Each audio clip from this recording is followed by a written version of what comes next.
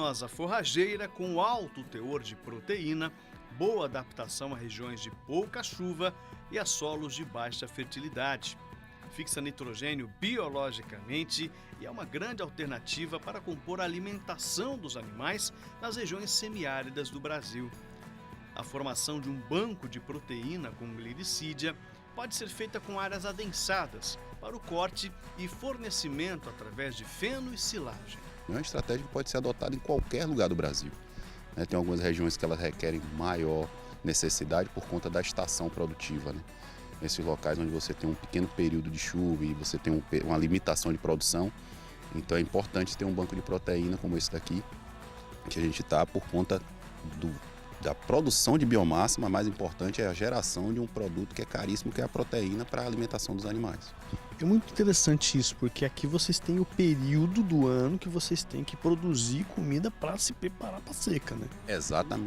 Exatamente isso, né? Diferente de alguns lugares, você tem também seca no centro-oeste, mas você ainda consegue pastejar durante esse período. Aqui não.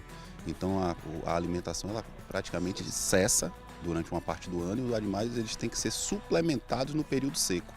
E esse banco de proteína é importantíssimo nessa suplementação. Associado ao banco de proteína, a gente vai ter a silagem que é feita todo ano, obrigatoriamente tem que ser feita para esse período, e o uso da palma forrageira também, que é uma estratégia de conservação de alimento também. Apesar dela estar em pé, dela estar lá no lugar, mas é uma estratégia de conservação a palma forrageira.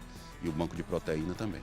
É importante estar atento aos detalhes da formatação do banco de proteínas, principalmente em relação à quantidade de plantas por área e ao espaçamento entre elas. O banco de proteína com glicídia para banco de proteína, a orientação da Embrapa é que você trabalhe com 10 mil plantas por hectare.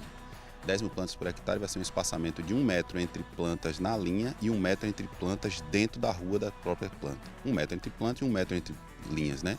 Então vai ter 10 mil plantas. Aí você vai ter uma produtividade aí próximo de 20 toneladas de matéria seca por hectare ano, com 2 a 3 cortes por ano da glicídia, a depender da região. Nessa nossa região aqui, que tem uma precipitação perto de 750 a 800 milímetros, a gente tem de 3 a 4 cortes anuais, com a produtividade perto de 20 toneladas de matéria seca ano.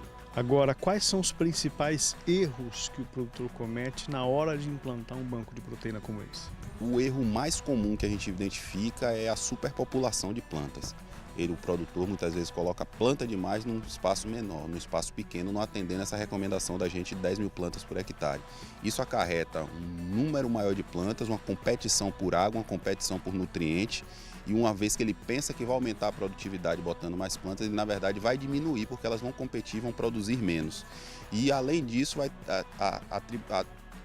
acarretar também uma dificuldade no manejo dessas áreas. Vai estar muito apertado, então para ele retirar o material do lugar, para ele fazer uma adubação, fazer um trato cultural, vai ser muito mais difícil para ele por conta da superpopulação. Outra coisa que ele deve atentar sempre é o ponto de corte das plantas, é um erro muito comum. No banco de proteína de glicídia as plantas vão ser cortadas quando os ramos estiverem na espessura de uma caneta. Então ali vai ser um momento ótimo porque os ramos vão estar completos de folha e também o próprio ramo ele vai ser nutricionalmente interessante para os animais. Do ponto de vista sanitário, de cuidados, o que o produtor tem que estar atento?